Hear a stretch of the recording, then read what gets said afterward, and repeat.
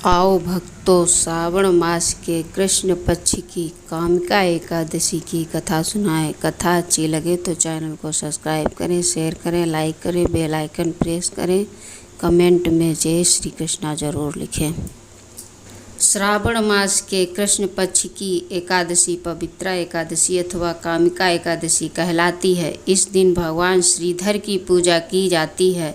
इस व्रत के करने से सभी कामनाओं की पूर्ति होती है। इसी से इसे कामिका एकादशी कहा गया है। इसके करने से ब्रह्म हत्या तक का दोष निवारण हो जाता है। वास्तव में यह बहुत पवित्र और पुण्यदायी व्रत है जो हर प्रकार के पापों से मुक्ति दिलाने में समर्थ है। धर्मराज युधिष्ठिर ने कहा, हे माधव, आषाढ़ शुक्ला देवशयनी एकादशी तथा चतुर्मास व्रत महात्म्य मैंने भली प्रकार सुना और समझा। अब कृपा करके श्रावण मास के कृष्ण पक्ष की एकादशी के बारे में बतलाइए। श्री कृष्ण भगवान कहने लगे, हे युधिष्ठिर, इस एकादशी की कथा को एक समय ब्रह्मा जी ने नारद जी से कहा था, वही मैं तुमसे कहता हूँ। नारद जी ने ब्रह्मा जी से पूछा था कि हे पितामह, श्रावण मास के कृष्ण पक्ष की एकादशी का क्या नाम है, क्या विधि है और उसका महात्म्य क्या है, यह जानने की मेरी बड़ी इच्छा है। कृपा पूर्वक कुछ बतलाइए। भगवान श्री कृष्ण ने कहा, हे राजन, ब्रह्मा जी ने नारद जी को जो कुछ बतलाया वह मैं तुमको कहता हूँ। ब्रह्मा जी ने कहा था, हे देवर्षि नारद, लोक कल्याण की भावना से तुमने बहुत ही अच्छा प्रश्न किया है। अब मैं जो पावन कथा आपसे कहता हूँ उसे सचेत होकर सुनो। श्रावण मास के कृष्ण पक्ष की इस एकादशी का नाम कामिका और दूसरा पवित्रा है। इस एकादशी की कथा सुनने मात्र से वाजपेय यज्ञ का फल मिलता है। इस दिन शंख चक्र गदा पद्मधारी भगवान विष्णु का पूजन होता है। इनके श्रीधर, हरि, विष्णु, माधव, मधुसूदन आदि अनेक नाम हैं। उनकी पूजा का फल सुनो। गंगा, काशी, नैमिषारण्य, पुष्कर और सूर्य व चंद्र ग्रहण पर कुरुक्षेत्र में स्नान करने से, समुद्र और वन सहित पृथ्वी का दान देने से, सिंह राशि के बृहस्पति में, गोदावरी और गंडकी नदी में स्नान करने से भी जो फल प्राप्त नहीं होता वह विष्णु भगवान के पूजन से मिल जाता है। जो मनुष्य श्रावण में भगवान का पूजन करते हैं वे देवताओं, गंधर्वों और सूर्य आदि सभी की पूजा कर लेते हैं।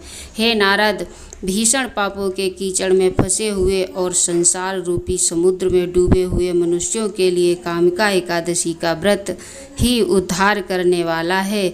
इससे बढ़कर पाप नाशक अन्य कोई उपाय नहीं है। स्वयं भगवान ने यही कहा है कि इस एकादशी के व्रत के प्रभाव से जीव बुरी योनियों को प्राप्त नहीं होता। इस एकादशी को भक्तिपूर्वक भगवान को तुलसी दल अर्पण करने वाले संसार में ऐसे रहते हैं जैसे जल में कमल। इस व्रत के प्रभाव से अंतिम समय में मनुष्य यमराज की यातना तथा नरक के दर्शन नहीं करता और सीधा स्वर्ग को जाता है। विष्णु भगवान रत्न, मोती, मणि तथा आभूषण आदि से उतने प्रसन्न नहीं होते जितने तुलसी दल अर्पण का फल 4 भार चांदी और स्वर्ण दान के बराबर है। ब्रह्मा जी ने आगे कहा, भगवान की अति प्रिय तुलसी को मैं भी सदैव नमस्कार करता हूँ।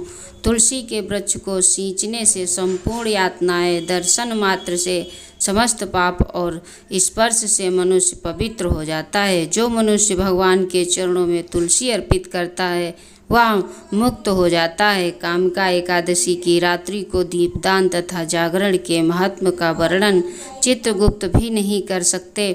जो मनुष्य इस एकादशी की रात्रि को भगवान के मंदिर में दीप जलाते हैं उनके पितर स्वर्गलोक में सुधा पान करते हैं। जो गौशाला में घी या तिल के तेल का दीपक जलाते हैं वे 100 करोड़ दीपक युक्त होकर सूर्यलोक को जाते हैं। अंत में ब्रह्मा जी ने कहा, ब्रह्म हत्या तथा भ्रूण हत्या आदि पापों को नष्ट करने वाली इस कामिका एकादशी का व्रत मनुष्य को यत्नपूर्वक अवश्य करना चाहिए। व्रत करने पर तो सभी कामनाओं की पूर्ति होती ही है। इस कामिका एकादशी के महात्म्य को श्रद्धापूर्वक पढ़ने या सुनने वाले भी समस्त पाप नष्ट होकर उसे विष्णु की प्राप्ति होती है। जय हो महाविष्णु भगवान।